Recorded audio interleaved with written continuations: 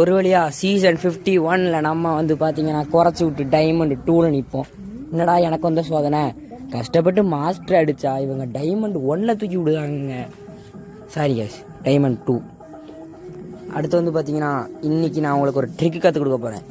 இந்த ட்ரிக்கு மூலமாக நீங்கள் யாராக இருந்தாலும் சரி அசால்ட்டாக அவன் என்ன மாதிரி நானே பெரிய நூபுக்குட்டி நானே அழகாக மாஸ்டர் அடி உங்களால் அடிக்க முடியாதா அப்படின்னு யார் சொன்னால் வாங்க இந்த வீடியோவில் அந்த ட்ரிக்கை காட்டுவேன்.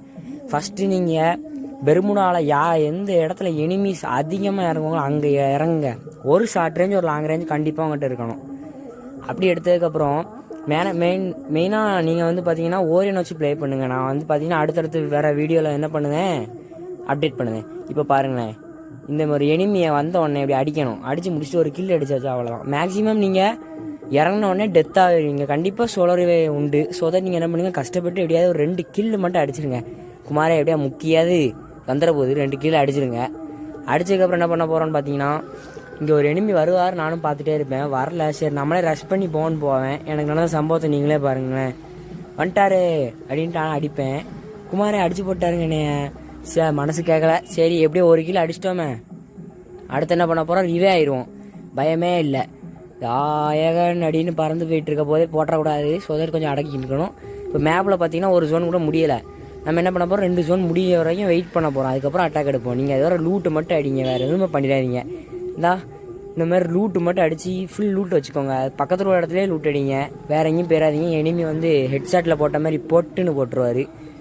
MP5க்கு வந்து இந்த இடத்துல பவர் ரொம்ப கூட்டியிருக்காங்க. ஸோ அதை நீங்கள் MP5 எடுத்து ப்ளே பண்ணுங்கள். என்ன மாதிரி தான் உங்கள்கிட்ட என்ன ஸ்கின் இருக்குன்னு கமெண்ட் பண்ணுங்கள். அடுத்து வந்து பார்த்திங்கன்னா இப்போ நம்ம காயின்லாம் தட்டி விட்டு பொறுமையாக அங்கே போவோம். இப்போ எல்லா லூட்டையும் வலிச்சு நக்கிட்டு நாய் மாதிரி ரெண்டாவது என்ன போகிறோம், திரும்ப குதிச்சு வர போகிறோம். வந்து இந்த இடத்துல உட்காந்தா ஒரு எனிமி வந்துட்டான்.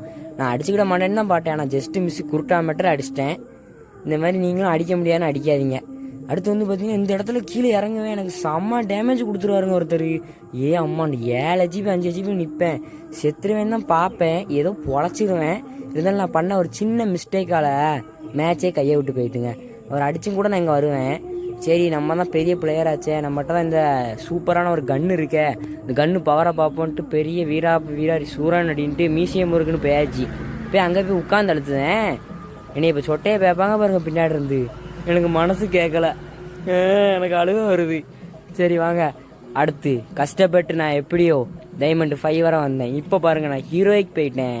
எனக்கு எவ்வளோ சந்தோஷமாக இருக்குது தெரியுமா, அதெல்லாம் நேரில் வந்து பார்த்தா தான் புரியும் எனக்கு எவ்வளோ ஜாலியாக இருக்குது தெரியுமா. இப்போ நம்ம என்ன பண்ண போகிறோம், அடுத்து மாஸ்டர் புஷ் பண்ண போகிறோம். மாஸ்டருக்கெலாம் வாய்ப்பே இல்லடான்லாம் சொல்லுவீங்க, கண்டிப்பாக புஷ் பண்ணுவோம். சொந்த முயற்சி